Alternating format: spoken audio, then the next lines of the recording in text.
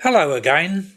In this video we will be looking at collecting World War II home front badges. Collecting Second World War badges of any sort offers the collector a wide range of subjects. In addition to home front badges that we are showing today, you could build a collection under a number of subjects such as Red Cross and Medical, military cap badges, military lapel badges, shoulder titles, or sweetheart badges.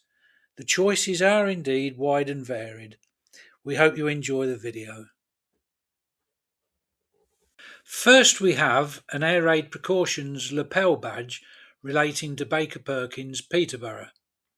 Factory ARP badges are quite rare, and this one is no exception. During the war, Baker Perkins made field guns, anti-tank guns, anti-aircraft guns, and machine guns, together with food plant such as the Field Mobile Bakery. This badge has an early number stamped on the back, and it is number 76, but we cannot find out who the employee was who had that number.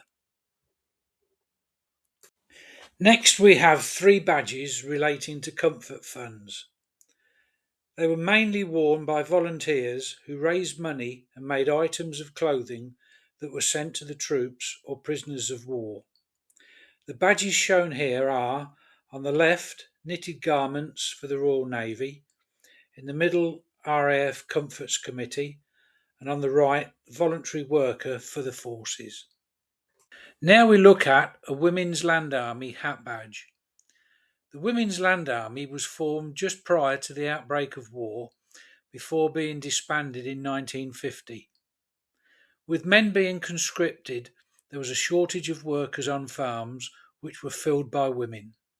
By 1944, there were over 80,000 members of the Women's Land Army. We now have Air Raid Precautions, Welfare and Rest Centre badges. These badges were issued to volunteers who worked in requisition buildings such as halls and schools, providing assistance to people who had suffered as a result of bombing. Because welfare was organised regionally, these badges generally name the local council or city, such as the examples that you can see here: Holland County Council in Lincolnshire, Kesteven in Lincolnshire, and Derbyshire. Now we have a badge relating to the Civil Nursing Reserve, issued at the outbreak of war, and was to show the wearer was supporting hospitals with active service on the home front.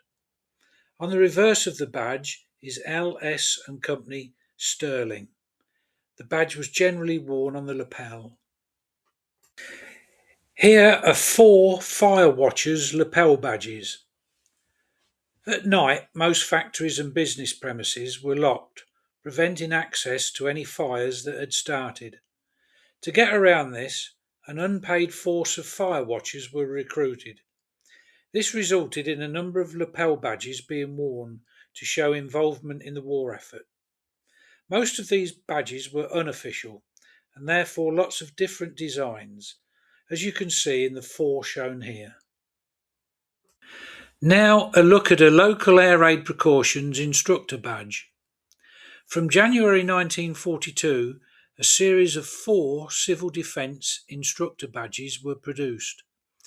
In addition to the one shown here, the other 3 were Air Raid Precautions School, Local Anti-Gas Course, and Civilian Anti-Gas School. Now we have 2 Home Guard lapel badges. To the left is a post-war white metal lapel badge. There are 1 or 2 schools of thought on this badge. The first is that it was used like an old comrade's badge, and the other, it was like a sweetheart badge. Produced in around 1953, it always had the King's crown.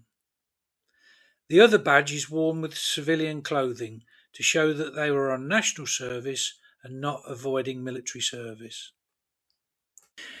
Here are 2 early examples of auxiliary fire service lapel badges. These badges were worn to prove that you were a volunteer and therefore not avoiding military service. They are early insomuch as that the Auxiliary Fire Service merged into the National Fire Service in August 1941 and therefore ceased to exist.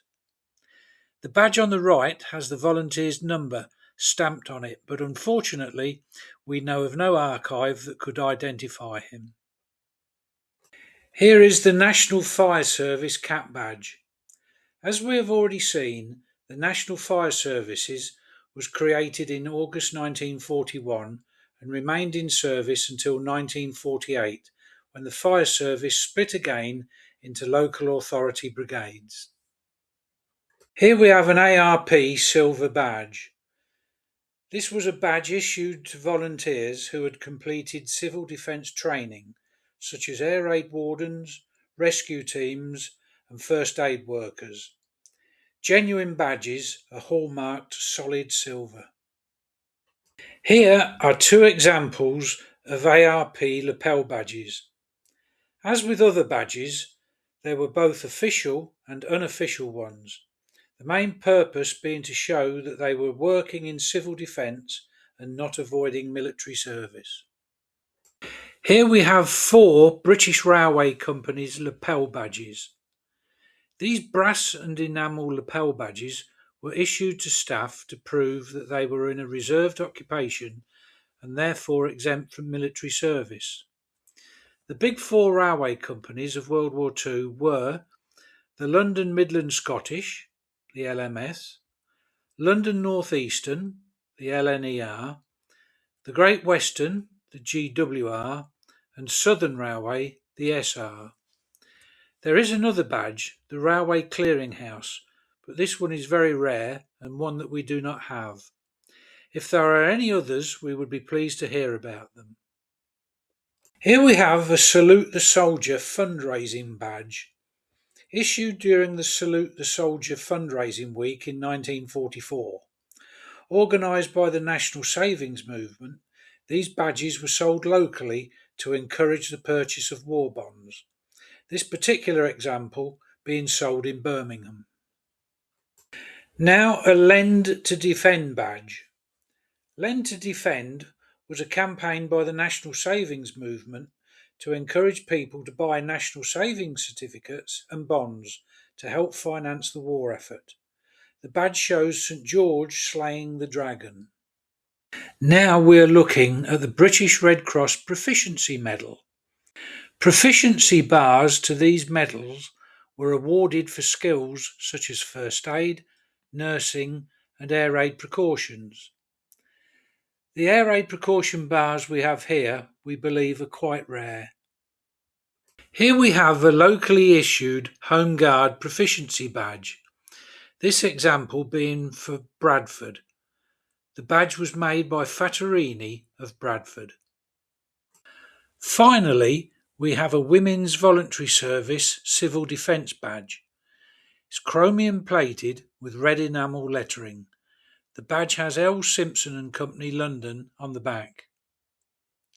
If you have enjoyed our video, could you please like and subscribe, and we will see you next time. Thank you.